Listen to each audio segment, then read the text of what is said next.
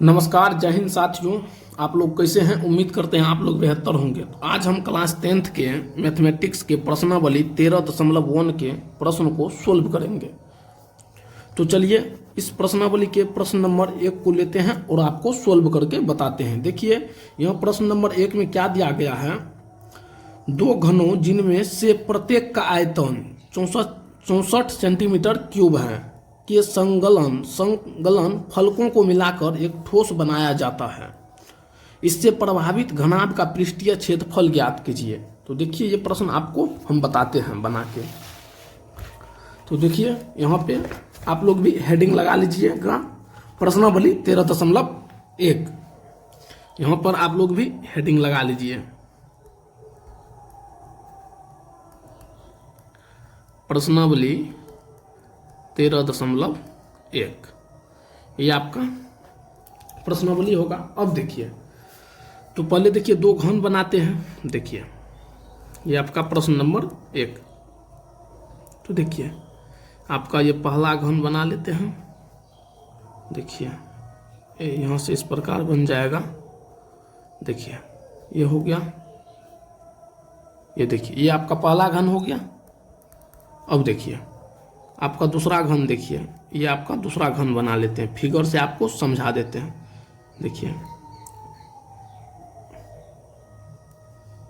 ये आपका दूसरा घन हो गया।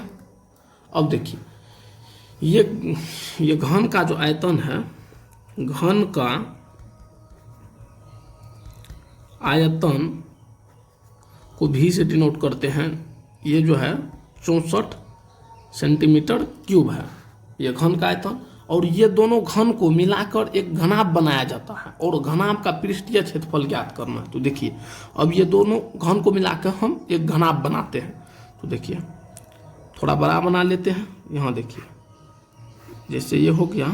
अब देखिए फिर यहाँ से ये देखिए ये आपका एक घनाभ बन गया। अब देखिए ये घनाभ बन गया आपका। देखिए यहाँ पे ये होगा, ये आपका घनाभ बन गया। अब देखिए ये घन का लंबाई, देखिए ये लंबाई और ये लंबाई, अगर ये दोनों घन को मिलाकर हम ये घनाभ बनाए तो ये दोनों लंबाई जुटेगा, ये दोनों लंबाई। लेकिन ऊंचाई क्या रहेगा? ऊंचाई तो सेम रहेगा। देखिए ऊंचाई सेम रहेगा और फिर देखिए चौड़ाई भी सेम रहेगा, चौड़ाई भी सेम रहेगा। तो यहाँ देखिए तो घन का आयतन क्या होता है? घन का आयतन भुजा क्यूब होता है। तो देखिए यहाँ से घन का आयतन क्या होता है? तो भुजा क्यूब होता है। और आयतन कितना दिया गया? 64। तो देखिए भुजा क्यूब बराबर 64 सेंटीमीटर क्यूब। ए बराबर कितना हो जाएगा? देखिए तो रूट अंतर हो जाएगा 64 सेंटीमीटर क्यूब, इतना हो जाएगा। अब देखिए ये आपका क्यूबिक रूट हुआ। अब देखिए यहाँ से ए का मान कितना निकल जाएगा? 4 सेंटीमीटर। 4 सेंटीमीटर निकल जाएगा ना। अब देखिए यहाँ से अगर ए का मान 4 सेंटीमीटर निकल गया तो अब देखिए यहाँ से हम निकाल सकते हैं। यहाँ देखिए अब घनाभ की लंबाई, घनाभ की लंबाई कितना होगा? 4 + 4 8 हो जाएगा। तो देखिए घनाभ की लंबाई L बराबर कितना हो जाएगा? 4 + 4 8 सेंटीमीटर। अब देखिए इसका फिर चौड़ाई कितना हो जाएगा? ये आपका चौड़ाई भी लेकिन 4 ही सेंटीमीटर होगा, 4 सेंटीमीटर। फिर देखिए ऊंचाई, ये आपका हो गया ऊंचाई। ऊंचाई कितना हो जाएगा? H बराबर ये आपका कितना हो जाएगा? 4 सेंटीमीटर ही होगा, इतना होगा ना। अब देखिए उसके बाद देखिए क्या करना है। अब घनाभ का पृष्ठीय क्षेत्रफल, घनाभ का पृष्ठीय क्षेत्रफल। अब देखिए घनाभ का पृष्ठीय क्षेत्रफल क्या होता है? 2 × LB + BH + HL ये होता है। 2 × लंबाई गुना चौड़ाई प्लस चौड़ाई गुना ऊंचाई प्लस ऊंचाई गुना लंबाई, ये होता है। अब देखिए जहाँ जो मान दिया गया है उसको रख देते हैं। 2 × L का मान 8 दिया गया है और B का मान 4। फिर देखिए प्लस B का मान कितना दिया गया? 4 और H का मान भी 4। फिर देखिए एल का मान कितना, एच का मान कितना दिया गया 4, फिर देखिए एल का मान कितना दिया गया 8। अब इसको सोल्व कर लेते हैं। देखिए इसको अगर सोल्व कीजिएगा तो देखिए ये हो गया 2 इंटू ये देखिए 8 चौका 32 प्लस ये हो गया 16 प्लस ये कितना हो गया 32 इतना हो गया। अब देखिए इस सबको गुना कीजिए तो ये सबको पहले जोड़ लीजिए तो ये देखिए 32 दूना 64 हो गया। फिर देखिए 6 है तो देखिए 6 4 10 ये 10 हो गया हासिल 1। अब देखिए ये कितना हो गया 6 1 7 1 8 ये 8 हो गया। तो देखिए 2 गुना 80 हो गया। अब देखिए 8 दूना 16 160 हो गया सेंटीमीटर स्क्वायर। तो घनाभ का जो पृष्ठीय क्षेत्रफल आया वो कितना निकल का आया, ये आपको 160 सेंटीमीटर स्क्वायर निकल का आया। अब देखिए प्रश्न नंबर 2 को सोल्व करते हैं। तो देखिए अब प्रश्न नंबर 2 में क्या दिया गया है, यहाँ पे पहले आपको दिखा देते हैं। तो देखिए प्रश्न नंबर 2 में आप पढ़िएगा। देखिए ये आपका प्रश्न नंबर 2 होगा। कोई बर्तन एक खोखला अर्धगोले के आकार का है। कोई बर्तन एक खोखला अर्धगोले का आकार के हैं, उसके ऊपर एक खोखला बेलन अध्यारोपित है। अर्धगोला का व्यास 14 सेंटीमीटर और इस बर्तन पात्र की कुल ऊंचाई 13 सेंटीमीटर है। तो इस बर्तन का आंतरिक पृष्ठीय क्षेत्रफल ज्ञात कीजिए। अब देखिए प्रश्न नंबर 2 को सोल्व करते हैं। तो देखिए प्रश्न नंबर अब 2, यहाँ से अब प्रश्न नंबर 2 को सोल्व करते हैं। तो देख लीजिए ये आपका प्रश्न नंबर 2 हो जाएगा। तो देखिए सबसे पहले क्या, एक खोखला अर्धगोला बनाना है। तो देखिए अर्धगोला इस प्रकार से बनता है। देखिए ये आपका अर्धगोला बन गया, ये अर्धगोला बन गया। इसके ऊपर एक बेलन अध्यारोपित है। तो देखिए इसके ऊपर एक हम बेलन बना लेते हैं। तो देखिए ये आपका बन गया बेलन, ये आपका बेलन बन गया, अध्यारोपित है। अब देखिए इस संपूर्ण का जो ऊंचाई दिया गया है, ये पूरे पात्र, ये पूरे बर्तन का जो ऊंचाई दिया गया है, ये हमको दिया गया है 13 सेंटीमीटर। कितना दिया गया है 13 सेंटीमीटर। समझने का कोशिश कीजिएगा। अब देखिए और ये व्यास जो दिया गया है, ये व्यास ये हमको 14 सेंटीमीटर दिया गया है। अगर व्यास 14 सेंटीमीटर दिया गया है तो इसको देखिए इसका ऊंचाई, इसका त्रिज्या कितना हो जाएगा, ये वाला इसका जो ये त्रिज्या जो होगा ये कितना होगा 7 सेंटीमीटर, ये 7 सेंटीमीटर होगा।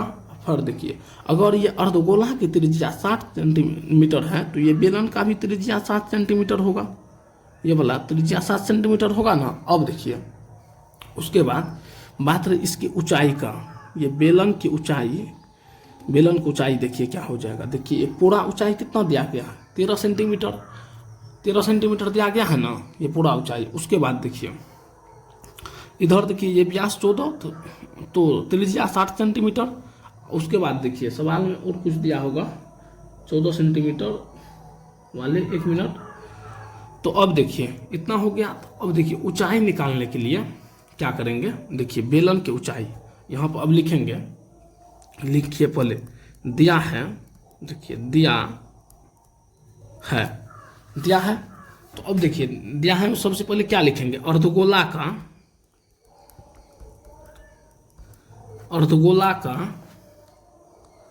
व्यास, अर्धगोला का व्यास यानी कि डी बराबर कितना दिया गया 14 सेंटीमीटर। तो त्रिज्या कितना हो जाएगा 7 सेंटीमीटर हो जाएगा, ये आप लोग भी जानते हैं 7 सेंटीमीटर हो जाएगा। तो अब देखिए बेलन की ऊंचाई, देखिए बेलन की ऊंचाई, बेलन की ऊंचाई। तो अब देखिए इसमें से ये देखिए ये वाला आपको, ये वाला त्रिज्या ये वाला 7 सेंटीमीटर है और ये पूरा 13 सेंटीमीटर है, पूरे पात्र का ऊंचाई 13 सेंटीमीटर है। तो अब देखिए बेलन की ऊंचाई अगर 13 में से इस 7 को घटा देते हैं तो ये बेलन की ऊंचाई बचेगा। तो अब देखिए ये 7 को माइनस कर दिए तो कितना बेलन की ऊंचाई कितना निकला 6 सेंटीमीटर। यहाँ तक में कोई दिक्कत नहीं होना चाहिए। अब देखिए अब लिखेंगे प्रश्न से। अब देखिए प्रश्न से तो हमको क्या निकालना है, बर्तन का आंतरिक पृष्ठीय क्षेत्रफल। तो देखिए लिखेंगे बर्तन का आंतरिक पृष्ठीय क्षेत्रफल। बेलन का बर्तन का आंतरिक पृष्ठीय क्षेत्रफल में देखिए, पहले तो अर्धगोला का पृष्ठीय क्षेत्रफल, उसके बाद फिर बेलन का पृष्ठीय क्षेत्रफल, ये दोनों को अगर जोड़ देते हैं तो बर्तन का पृष्ठीय क्षेत्रफल नहीं आ जाएगा। तो देखिए यहाँ पे क्या लिखेंगे, देखिए लिखेंगे अर्धगोला का क्षेत्रफल प्लस बेलन का क्षेत्रफल, ये दोनों को अगर जोड़ देते हैं तो हमको बर्तन का पृष्ठीय क्षेत्रफल आ जाएगा। तो देखिए अर्धगोला का क्षेत्रफल क्या होता है, 2πr² प्लस ये देखिए बेलन का क्षेत्रफल क्या होता है, 2πrh ये होता है। अब देखिए इसमें देखिए कॉमन क्या, 2π कॉमन है तो इसको ले लेते हैं कॉमन, क्या बचेगा, उसके बाद 2π r भी है, r भी कॉमन आ जाएगा तो हाँ r भी ले लेते हैं कॉमन, 2πr कॉमन ले लिए। उसके बाद देखिए ये बचेगा r प्लस h, कितना बचेगा, यहाँ तक में कोई दिक्कत नहीं होना चाहिए। अब देखिए जो भी मान दिया गया उसको पुट कर देते हैं। ये देखिए दिया गया 2 गुना, ये तो 2 होगा, पै का मान 22/7 और त्रिज्या कितना निकल के आया था 7। उसके बाद देखिए त्रिज्या 7, उसके बाद देखिए ये आपको हो गया, देखिए ये आपका फिर त्रिज्या 7 और ऊंचाई 6, तो ये देखिए 7 से 7 खत्म, ये देखिए 22 दूना 44, ये आपका 44 हो गया। उसके बाद देखिए ये कितना हो गया, 7 6 13 हो गया, ये 13 हो गया और ये दोनों को गुना कीजिएगा तो कितना आ जाएगा। अब देखिए यहाँ गुना करके देख लेते हैं, 44 गुना 13, देखिए 4 तिया 12 के 2 हासिल 1, उसके बाद देखिए 4 तिया 12 1 13, 132 आया। फिर देखिए 1 4 4, फिर देखिए 1 4 4, ये देखिए 2 4 3 7 5, 572 आ गया, तो 572 सेंटीमीटर स्क्वायर। ये आपके प्रश्न नंबर 2 का आंसर हुआ। उम्मीद करते हैं आपको समझ में आया होगा। कहीं पर अगर जरा सा भी डाउट हुआ होगा तो एक बार वीडियो को आप फिर से देखिएगा। अगर फिर भी डाउट रहता है तो आप कमेंट बॉक्स में कमेंट कीजिएगा और हमसे पर्सनली कॉन्टैक्ट कर लीजिएगा। अब चलिए प्रश्न नंबर 3 को सोल्व करते हैं, इसको हटा देते हैं। अब देखिए प्रश्न नंबर 3 में, देखिए ये आपका प्रश्न नंबर 3 है। देखिए एक खिलौना त्रिज्या 3.5 सेंटीमीटर वाले एक शंकु के आकार का है, ठीक, जो उसी त्रिज्या वाले एक अर्धगोला पर अध्यारोपित है, जो अर्धगोला पे अध्यारोपित है। इस खिलौना की संपूर्ण ऊंचाई 15.5 सेंटीमीटर है, तो इस खिलौना का पृष्ठीय क्षेत्रफल ज्ञात कीजिए। तो चलिए इस प्रश्न को सोल्व करते हैं। तो अब देख लीजिए ये आपका प्रश्न नंबर कितना होगा, प्रश्न नंबर 3 हो जाएगा। यहाँ पर आप लोग भी लिख लीजिए प्रश्न नंबर 3। अब देखिए प्रश्न नंबर 3 में सबसे पहले एक क्या बनाएंगे, अर्धगोला बनाएंगे। तो देखिए ये आपका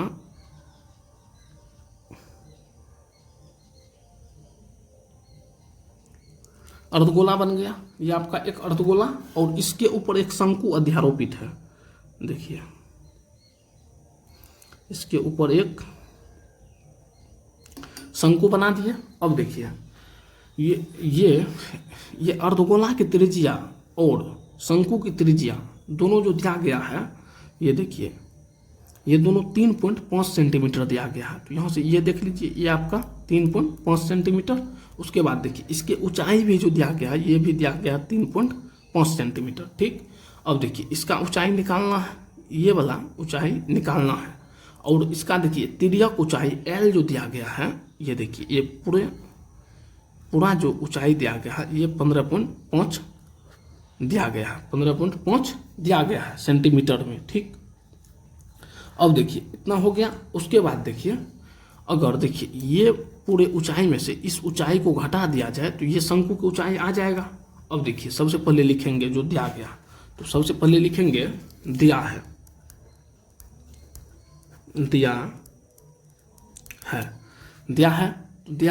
में लिखेंगे अर्ध गोला वे शंकु, दोनों को साथ ही में लिख लिए कि त्रिज्या, दोनों का त्रिज्या जो दिया गया है वो 3.5 5 सेंटीमीटर दिया गया है, उसको लिख लिए। उसके बाद देखिए क्या करेंगे। अब देखिए शंकु की ऊंचाई निकालना है, तो देखिए ये वाला शंकु की ऊंचाई निकालना है, तो देखिए लिखेंगे शंकु की ऊंचाई यानी कि h बराबर निकालना है। तो अब देखिए ये पूरा ऊंचाई में से इस ऊंचाई को घटा देंगे।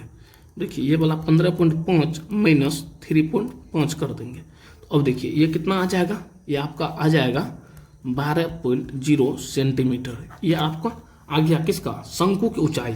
शंकु की ऊंचाई आ गया। अब देखिए हमको निकालना है तिर्यक ऊंचाई, क्योंकि देखिए हमको अगर ये बर्तन का पृष्ठीय क्षेत्रफल निकालना है, ये खिलौना का, तो देखिए एक बार अर्धगोला का क्षेत्रफल और शंकु का क्षेत्रफल हमको जोड़ना होगा। और देखिए शंकु के क्षेत्रफल में ये πr/l आता है, l तो अभी हम नहीं निकाले हैं, तो l हमको निकालना पड़ेगा, ये तिर्यक ऊंचाई हमको निकालना पड़ेगा। तो यहाँ देखिए लिखेंगे शंकु की तिर्यक ऊंचाई L बराबर क्या होता है, √r² प्लस h²।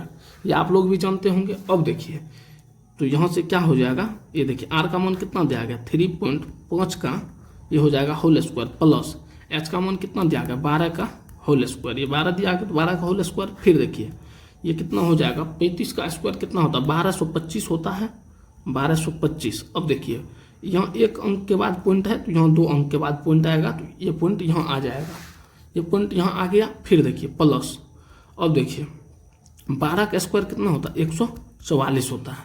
उम्मीद करते हैं यहाँ तक आपको समझ में आया होगा। अब देखिए ये दोनों को अगर जोड़ देते हैं तो कितना आ जाएगा, देखिए ये आ जाएगा 156.25। देखिए अगर पॉइंट उड़ाते हैं तो नीचे क्या आएगा 100 आएगा, और ये अंदर रूट पूरे पे होगा। अब देखिए ये देखिए 15,225, ये जो होता है 125 का वर्ग होता है, तो यहाँ लिख लेंगे 125, और 100 का तो सब जानता है ये 10 का होता है, ठीक। अब देखिए ये नीचे 10 है, तो एक पॉइंट के बाद एक अंक के बाद पॉइंट आएगा, तो ये कितना आ जाएगा 12.5। यहाँ तक में कोई दिक्कत नहीं होना चाहिए। अब देखिए अब जो हमको निकालना है वो क्या निकालना है, देखिए बर्तन का, यहाँ देखिए अतः बर्तन का